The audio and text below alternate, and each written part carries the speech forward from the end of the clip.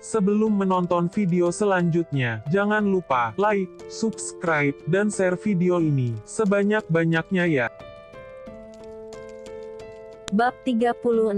Dinar, besok kamu bisa datang ke galeri? Tanya Risa di balik telepon. Bisa, balas Dinar lugas, tetap memandang fokus layar MacBook-nya. Besok kita akan survei gedung acara, bersama Tiara dan Ibu Sarah, sambung Risa. Dinar mendadak lesu mendengar nama keduanya. Besok pasti akan menjadi hari yang tidak menyenangkan lagi untuknya. Dinar, kamu benar bisa datang kan?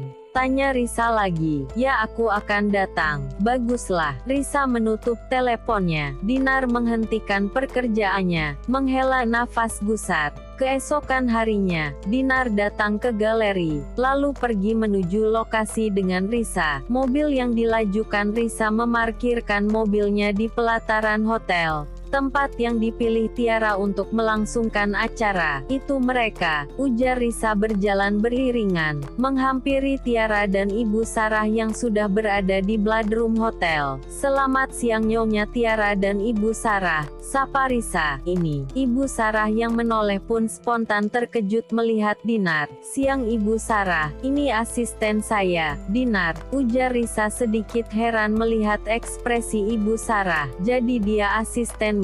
Ya, apa kalian sudah saling mengenal? Tidak, saya tidak mengenalnya, jawab Ibu Sarah cepat.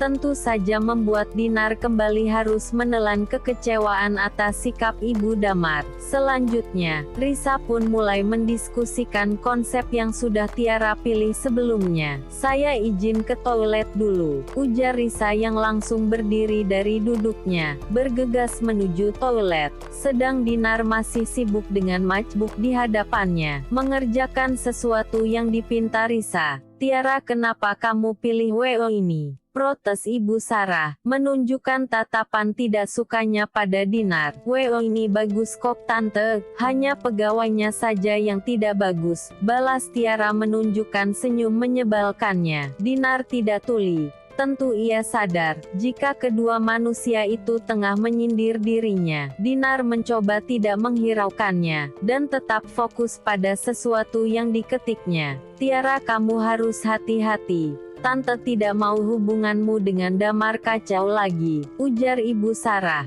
Tenang saja Tante, Damar itu tidak mungkin tergoda oleh wanita yang murahan, yang sudah memiliki pasangan. Tapi tetap mendekatinya, balas Tiara dengan entengnya.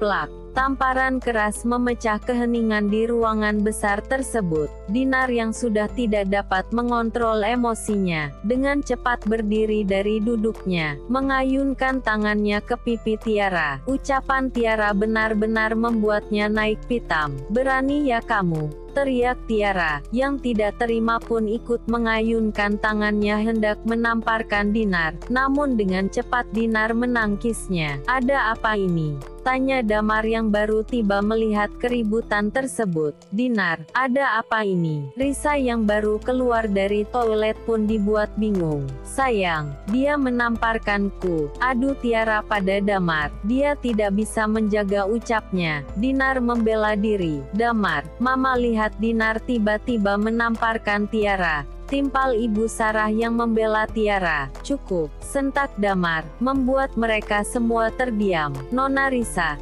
perbuatan asistenmu ini benar-benar mengecewakan. Seharusnya kamu bisa mengajarkan bagaimana seharusnya dia bersikap pada kustomer, omel Damar yang justru memarahi Dinar. Dinar tak lagi membela diri. Apapun yang ia katakan, Damar tidak akan mempercayainya. Tampak Tiara yang tersenyum puas. Saya benar-benar minta maaf atas keributan ini, ujar Risa. Kalau gitu saya permisi dulu. Kita bisa bertemu lagi nanti, sambung Risa, yang memilih menyudahi pekerjaannya. Karena situasi yang tidak memungkinkan, Risa pun pamit, dan bergegas keluar bersama Dinar. Sepanjang perjalanan, Dinar tidak bicara sedikit pun. Ia hanya menahan sekuat tenaga air matanya terjatuh. Dinar, ujar Risa memecah keheningan di antara mereka. Aku minta maaf, aku tidak bisa mengontrol emosiku, balas Dinar.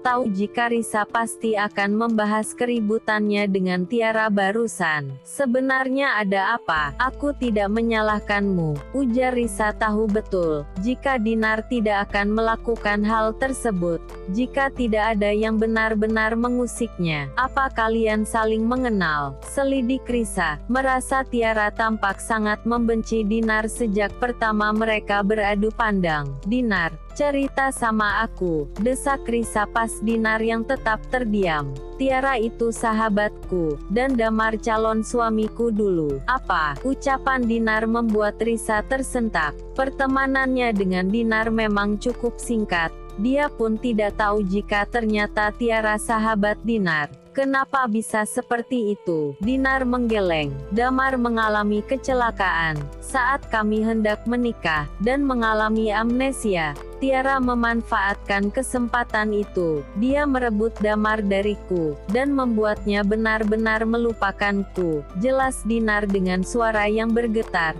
Tak dapat lagi membendung air matanya. Risa yang mendengar semua itu cukup dibuat tercengang.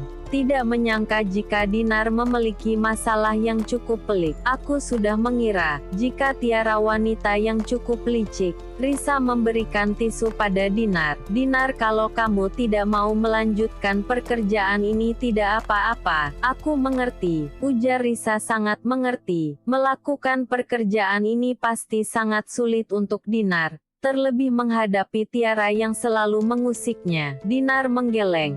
Tidak, aku tetap ingin melanjutkan pekerjaan ini, balas Dinar. Tidak ingin Tiara menganggapnya lemah.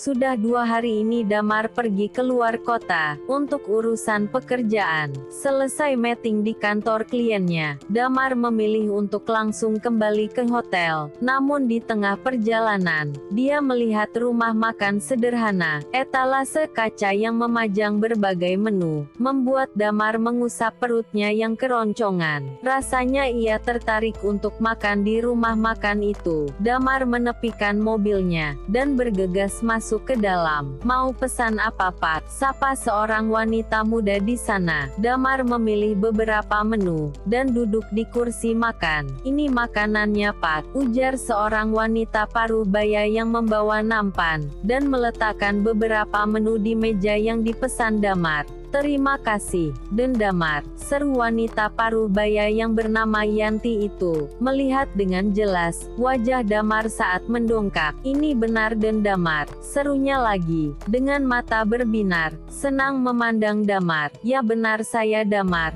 jawab Damar menatap bingung wanita di hadapannya itu. Ia sama sekali tidak mengingat wanita yang seperti sudah mengenal lama dirinya itu. Maaf, Anda siapa? Tanya Damar masih dengan ekspresi bingungnya. Saya Bu Yanti, suaminya Pak Yanto. Pak Yanto. Damar kembali terlihat bingung. Ia sama sekali tidak mengenal siapa Pak Yanto yang dimaksud.